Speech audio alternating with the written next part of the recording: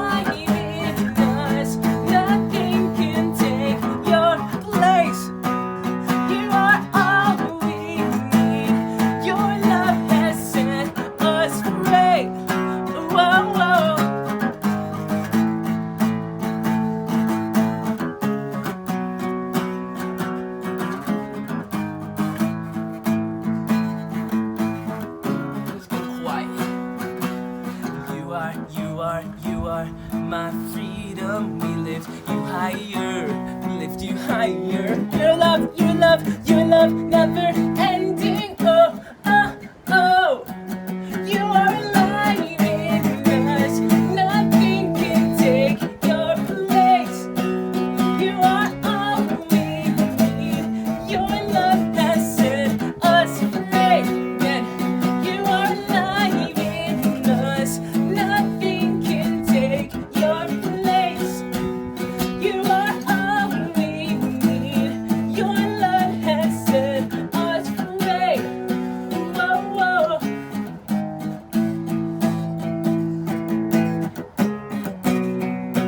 Whoa, whoa.